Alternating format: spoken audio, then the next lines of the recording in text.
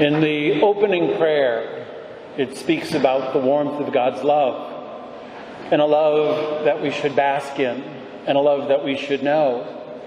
So as Christians, this question of love and how we teach love to one another is an important one. And yet, in terms of our world and our society, we can see that that's a hard-learned lesson, because it requires mercy and forgiveness, compassion and care. So the questions then for us in terms of loving and being a loving people have an impact in our world and in our society as well. So those lessons of love are very important. There are three things beyond these readings that are happening that struck me as a kind of interesting coincidence. One is today, August 20th, is normally the feast of St. Bernard of Clairvaux. And Bernard lived in the 12th century, and he was a big reformer of religious monastic life.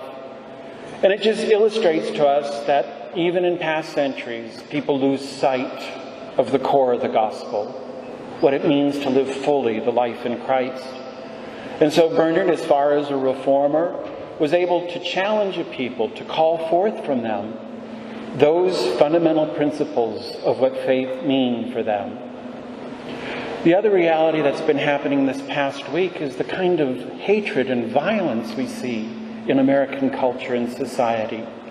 Almost as though we've forgotten how to live with one another in the midst of our differences and diversity, in the midst of who we are as a people trying to understand one another. Violence and anger arise very often from an ignorance of one another. And so even Bernard in the Clairvaux movement, the issue was to help people grow in an understanding. There's a great gift in dialogue, in speaking with one another. Shouting has never really worked for me, and I've tried it thousands and thousands of times. But it's even in the midst of those shouting matches, the people who really love you endure and shout back. And then you move to a point and a level of genuine dialogue and conversation. The third thing that's happening that strikes me as a coincidence, but sometimes God uses nature to teach us a lesson. And it's that tomorrow there'll be this incredible phenomenon of nature. The eclipse of the sun going across our nation.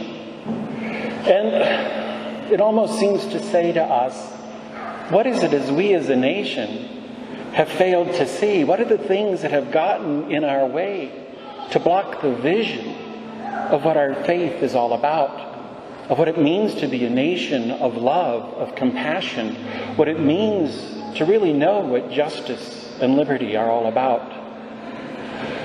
In light of the readings today then, and the opening prayer, which invites us to reflect upon love, I really think it's important for us as Christians to take a look at how we live with difference.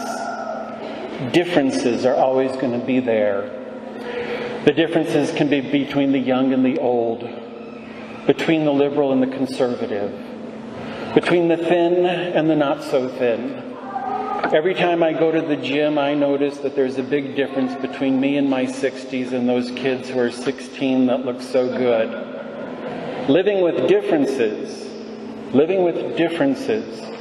demands of us a certain level of mercy, not only for the other, but for ourselves as well. So we have a key sense in all three of these readings, because Isaiah is preaching to a people of Israel at a moment of their struggle, of their sense of losing faith and not knowing where to go, what direction to go, a need for real reform. What Isaiah is saying is that on God's mountain, God's mercy is bestowed on all. It isn't just the elect, it isn't just the Jewish people, but the prophecy of Isaiah is a universal prophecy. And it tells us that God's love has no limits. And if God's love has no limits, why do we limit our ability to love? So too, in the reading of St. Paul to the Romans, Remember last week I mentioned how Paul was not, before his conversion, one of the kindest, sweetest people. But we see in Paul a very interesting way of living with the difference of those people who have rejected Jesus Christ, those faithful Jews of which he was once one. Now he sees his life as giving a challenge and a witness by his love of the mercy and love of what God is. For Paul moved away from a kind of destructive violence that he initially demonstrated before his conversion to a mercy and compassion that deals with the differences of people. For Paul wanted in his heart a conversion of the other. And Paul realized the only way to do that is to live my life, our life, as a witness that awakens in others that call of God's compassion.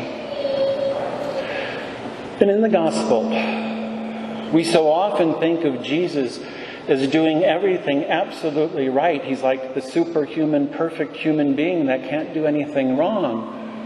But in this gospel, we see that Jesus' awareness of this Canaanite woman, and even that he implies that she is a dog, when you read that gospel closely, you realize that both Jesus and the disciples were dealing with the difference between the elect people of Israel and those pagans.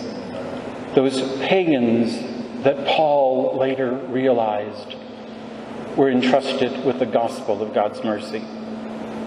And so in this gospel account from Jesus, it is Jesus' awareness, or maybe the example for all of us, is that it is only by having trust and faith in one another that genuine mercy unfolds.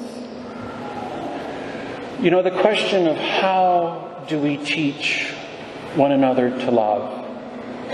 St. Augustine, in his work on catechesis, where it was meant to help people come to know and understand what the Christian faith was all about, says this: there is no greater reason for the birth or growth of love in a person who knows not love than for that person to be loved. It seems to me that the temper of our character, who we truly are as people, is to be seen and learned not in our being loved, but in our learning to love. This happens at our homes. Those squabbles that we may have, those feuds between families that take place. The lesson of love is the core of what we are as Christians. The lesson of love is the essential lesson for humanity's survival. The lesson of love is the lesson that Jesus has shown to us in his passion, death, and resurrection. For it is God's love that has called us into being.